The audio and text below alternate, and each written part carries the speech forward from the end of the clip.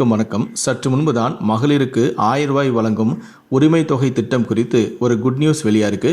இதை பற்றி விரிவாக தெரிஞ்சுக்கணும்னா இந்த வீடியோவை கடைசி வரைக்கும் ஸ்கிப் பண்ணாமல் முழுமையாக பாருங்கள். இந்த வீடியோக்குள்ளே போகிறதுக்கு முன்னாடி இந்த வீடியோக்கு ஒரு லைக் பட்டனை ப்ரெஸ் பண்ணிடுங்க. நீங்கள் இதுவரைக்கும் என்னோட சேனலை சப்ஸ்கிரைப் பண்ணாமல் இருந்தீங்கன்னா மறக்காமல் சப்ஸ்கிரைப் பண்ணிக்கோங்க. கூடவே அந்த பெல் சிம்லையும் மறக்காமல் கிளிக் பண்ணிக்கோங்க. சரி, வாங்க இப்போது வீடியோக்குள்ளே போகலாம். மகளிர் உரிமை தொகை திட்டத்தில் புதிய பயனாளிகள் சேர்க்கப்பட உள்ளனர். இதற்கான பணிகள் நாளை முதல் தொடங்க உள்ளது. இந்த வார இறுதியில் முதல் கட்ட பணிகள் இதற்காக நடக்கும் என்றும் அறிவிக்கப்பட்டு உள்ளது. இதன் மூலம் கலைஞர் மகளிர் உரிமை திட்டம் விரைவிலேயே மேலும் விரிவுபடுத்தப்பட உள்ளது. இந்த முறை இதில் கூடுதலான பயனாளிகள் சேர்க்கப்பட உள்ளதாக தகவல்களும் வெளியாகியுள்ளன. அதன்படி முன்பு முன்னாள் அரசு ஊழியர்களின் மனைவிகளுக்கு பணம் கிடைக்கவில்லை. அவர்களுக்கு இந்த முறை பணம் கொடுக்க திட்டமிடப்பட்டும் உள்ளது. அதேபோல முன்னாள் கார்ப்பரேஷன் ஊழியர்களின் மனைவிகளுக்கும் பணம் கொடுக்க ஆலோசனை செய்யப்பட்டு வருகிறது.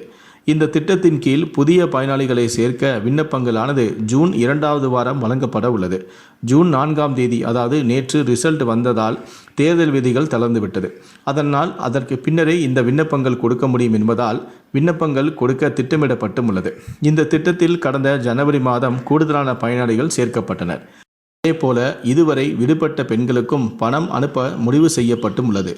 மேலும் புதிதாக ரேஷன் கார்டு பெற்றவர்களுக்கும் பணம் வழங்கப்படலாம் என்றும் புதிதாக திருமணமான பெண்களுக்கும் பணம் வழங்கப்பட வாய்ப்புள்ளதாகவும் கூறப்படுகிறது. ஏற்கனவே கலைஞர் மகளிர் உரிமை திட்டத்தின் கீழ் கடந்த ஜனவரி மாதம் மேலும் சில பயனாளிகளுக்கு பணம் அளிக்கப்பட்டு வருகிறது. கடந்த 2 மாதங்களுக்கு முன்புதான் இந்த திட்டத்தில் மீண்டும் சேர 12 லட்சம் பேர் மறு விண்ணப்பமும் கொடுத்திருந்தனர். இன்று வரை 1,07,00,000 பேருக்கு இந்த பணம் தற்போது கொடுக்கப்பட்டு வருகிறது.